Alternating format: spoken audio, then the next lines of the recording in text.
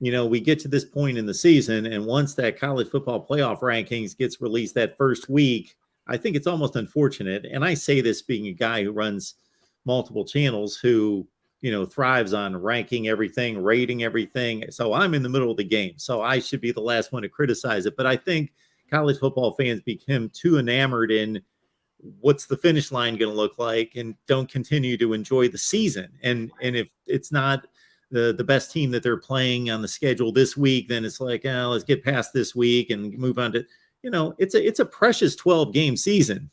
Just embrace it, enjoy it. We'll get there. But the rankings came out, of course, and Oregon's sitting there at 8. Do you think they were fairly evaluated? Yeah, I mean, my thing is always about who's the best one-loss team. That's where I always look, because I think that's where the argument starts, right? Yep. I think if you have under the old system, I think everybody looked at the undefeated teams as always being better, but we've gone past that train now, and we've now look at one-loss teams that are a better program historically can be rated above undefeated teams, and we've seen this over the last couple of years, right? So to me, that's where I always look. I always look whenever the rankings come out, where do they put the one-loss teams, and which one-loss team do they rank best? And then out of those teams, you always have that conversation, who has the best loss? Okay. I just love how these things just spiral out. Like you said, the 12-week season is 13 weeks, whatever you get, is a special time. It's what we look forward to all year. Why would you try to fast forward through it? Why would you not embrace it? I'm going to Colorado this week. It's the worst game on the whole schedule for the Ducks. I'm fired up to go, because I think you still got to play a football game, strap it up, you get the environment, do the whole thing, right? Because we like it. But I look at Alabama, and I knew as soon as Alabama lost, I was doing a live stream that night, and everybody's like, where do you think Alabama's going to fall? And I thought, I said, they're going to be in front of a bunch of teams. They're going to be in front of, in my mind, a bunch of teams, because you're still going to have that kind of love affair with Alabama until they really fall off a cliff. Yep. And so TCU being behind Alabama, I totally understand that. Oregon being behind TCU, I totally understand that. But it seems strange to me when they put this out that USC is as high as they are, because USC and UCLA, and I don't care who wins out of either of those. I just want to see whoever wins that game in the Pac-12 championship against the Ducks. I would love to see it against USC, because I think that's the team. They don't play this year. That would be the best cachet of the game. That would be the most media eyes on it. But to me, USC and UCLA both played Utah, and one beat them and one didn't. And so you have common opponent, and UCLA, I don't think should be rated at 9, but I don't think they should be rated that far behind USC. So in my mind, when I look at those one-loss teams, I think Oregon is better right now than USC or UCLA. And I wouldn't have said that in week 2 or 3. I had to see this stretch where the Oregon offense is legitimately showing up. I mean, even last week against Cal is one of the better defenses in the conference. Their team isn't that good, but their defense statistically is one of the better in the conference. And they gave Oregon a run early, and then Oregon put 42 on them like it was nothing. Like, would you take 42 points against that? Of course. So to me, I think Oregon separates itself.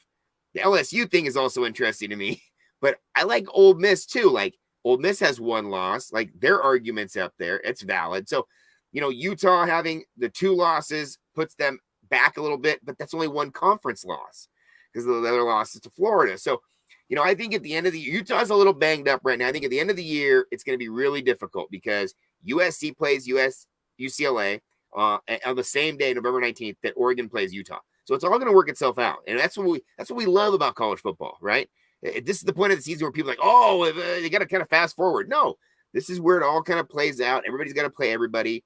Look forward to these times. So at the end of the year, I truly don't think the Pac-12 is going to be in the 4-teamer. I think that the Pac-12 has done a lot this year to rebrand itself, to put legitimate teams on the top 25. They have 5 teams right now, top 25.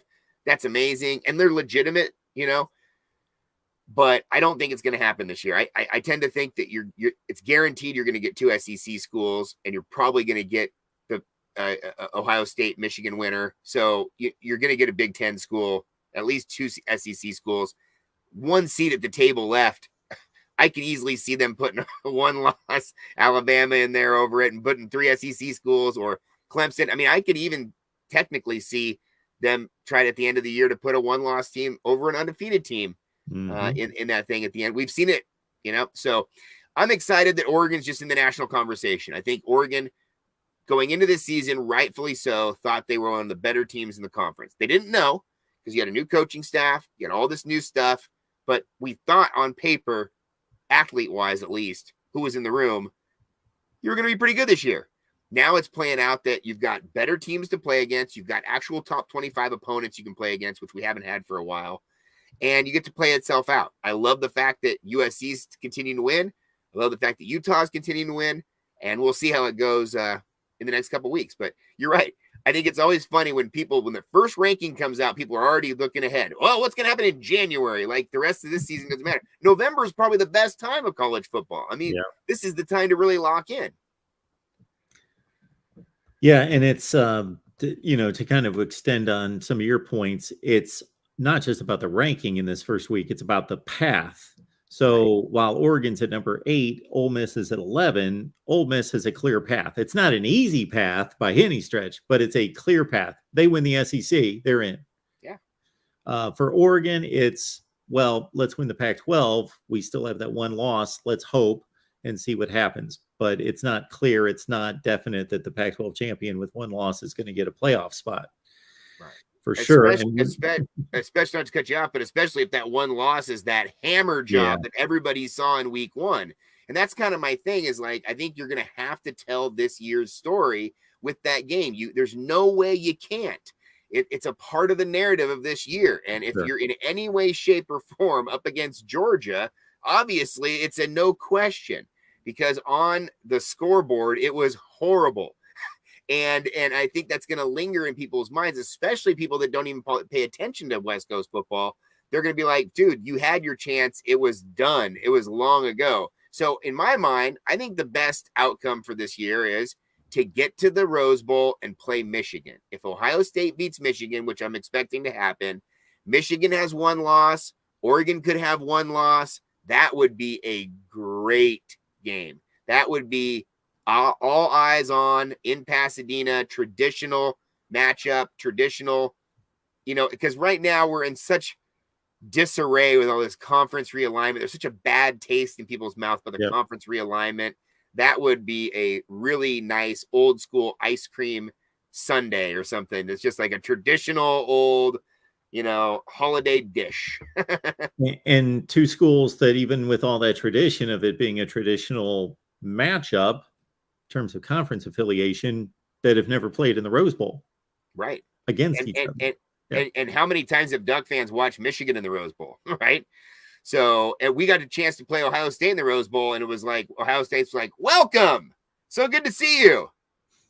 Well, we've never even been there. So no, it would be great. I mean, the Rose Bowl for my era was the Penn State game, which was still looked at as one of the better college football teams of all time.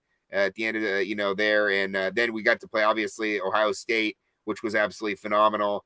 And then if people count the Rose Bowl that was the CFP playoff against Florida State, I don't really look at that as a traditional Rose Bowl. No. I look at more like it was a playoff game that was at the Rose Bowl, but then also against Wisconsin. So to have a couple wins against Wisconsin, which I think is a real quality team. Mm-hmm. But you know what? What's been tough over those couple years, Mark, was you're getting, you're the best Pac-12 team, but you can't play the best Big Ten team. You got to play the second best Big Ten team. So this year, it would be really something to have Michigan remain in the top 5 all year, play Ohio State at the end, which would be a tremendous matchup for that rivalry, which is, in my mind, the best rivalry in the country. If you look at the whole thing, it's one of the games I look forward to watching at least the most. And that matchup will be phenomenal at a top 5 matchup. And so you would assume that they wouldn't drop that far. No. And if Oregon could maintain that would be a top 10 Rose Bowl. That would be a great matchup. And you touch upon something that I think is just manufactured in regards to trying to merge the bowl system into the playoffs to try to legitimize these bowl games, which I love bowl season. I love the bowl games. Nobody needs to sell me on the bowl games, but I know I'm being outdated. But this integration of, we're going to maintain the the bowl system and bring back the value of the bowl games by integrating it into this playoff. Well, to me, just like you alluded to with the Florida State Rose Bowl game, the Rose Bowl to me ceases to be the Rose Bowl when it's a playoff game. Sure. It's just played at the Rose Bowl. It's just played at the stadium. Yeah, like the Vince Young year. I never think of that as a Rose Bowl No, game. It's a national championship Championship game. Yeah. Just at the Rose Bowl. Right. Yeah. And I'm okay with using venues like that. I have no problem with that, Sure. but I don't think it should be in replace of. Like the year that I remember, the one year Oregon was supposed to go to the Rose Bowl and they couldn't because it was being used for the other thing. I like it as where they still host the Rose Bowl and then like a week, 10 days later, they host the national championship on the same site. And I've seen that too. I've been there on those things where they switch the banners after the game and stuff. And just to bring up two other things that were kind of a bit wonky would be the playoff game from 2020 where it was the Rose Bowl, but because of the pandemic, the game was moved to Dallas and Jerry's World. And it's like, it's not the Rose Bowl anyway, because it's a playoff game. And then it gets moved out of the actual Rose Bowl and you're still going to call it the Rose Bowl. That's crazy. That was weird. That was like aliens had taken over college football. No, just don't even do that. It's the Cotton Bowl. It's played at Dallas, if you want to call it a bowl game, but it's really just a playoff game. Then the other one where it really hit me, Ryan, that we were moving into another era was way back in the BCS when the first time there was no Big Ten or Pac-12 member. It was actually a Pac-12 member, but because it wasn't a long-standing one that you were used to seeing in the Rose Bowl, it kind of hit me different, was the Oklahoma Washington State Rose Bowl in like 2002. That just didn't seem like it's not really a Rose Bowl.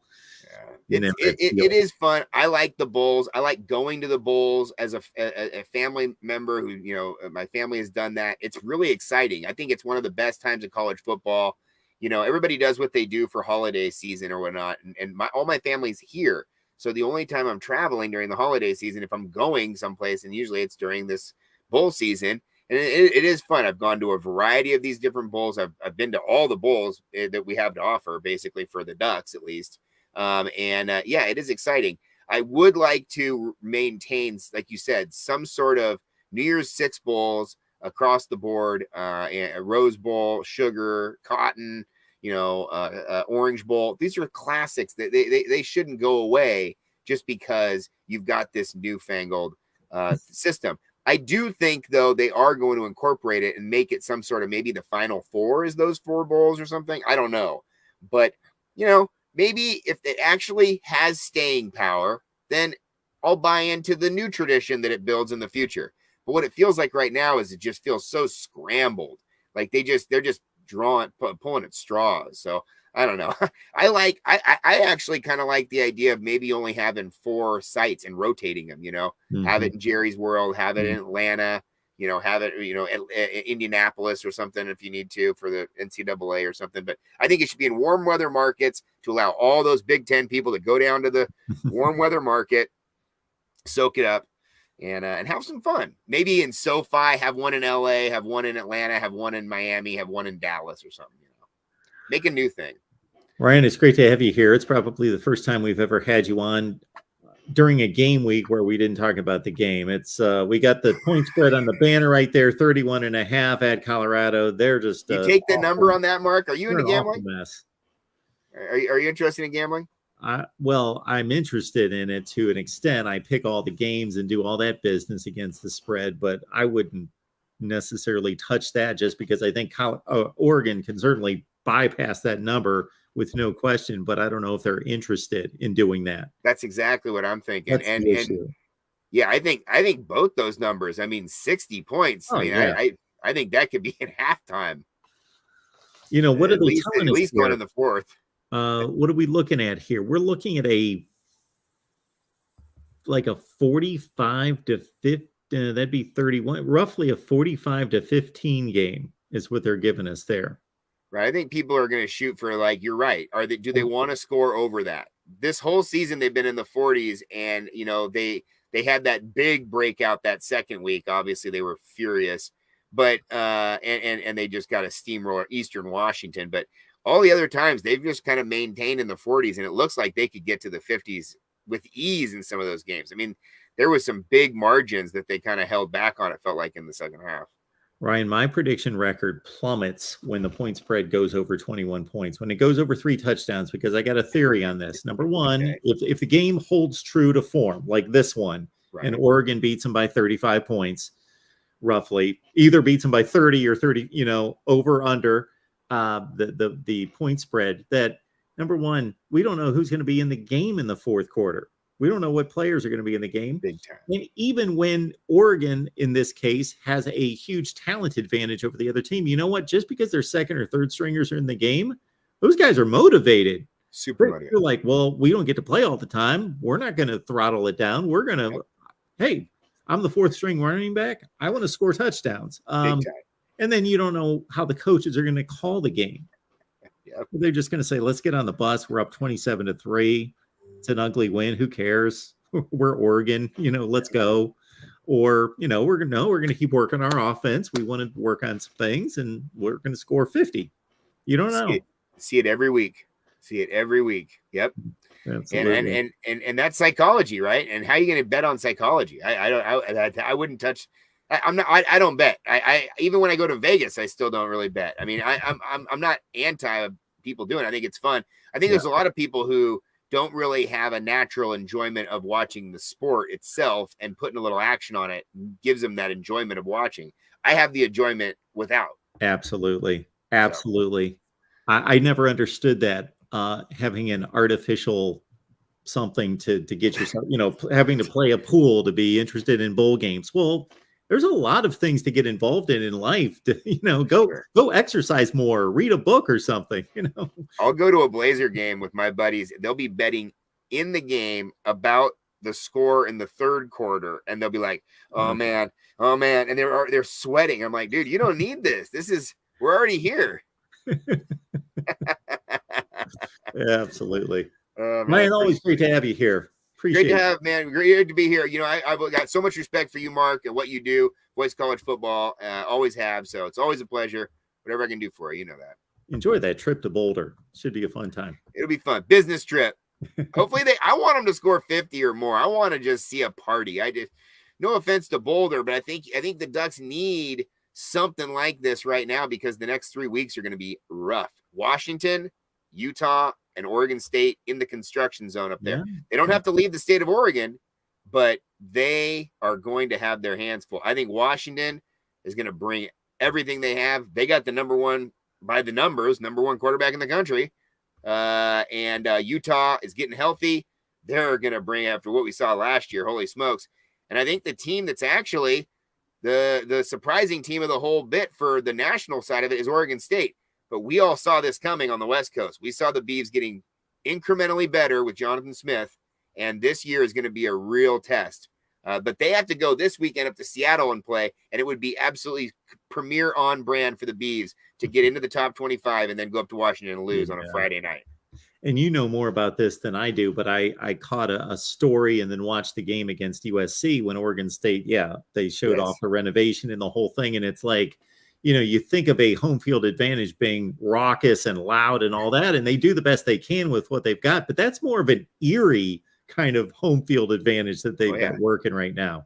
Oh, yeah. Especially for the Ducks. I mean, the Ducks, we are not welcome up there. And so it's already enemy territory. And I lean into that. I support the Beavs in the rest of the year. I don't try to have ill will against anybody, but I really lean into that week. That rivalry week is really fun, and it's a great time. So it's going to be a great one. I am thrilled, and I'll get back to you. I would love to be on again, at the end of the year, whatever bowl season or anything else. So, thanks, Ryan. Appreciate it. Appreciate you, Mark. You're the best. Thanks, man. All right, we'll see you next time. 503, folks. Get on over there. Oh yeah. I'm out there.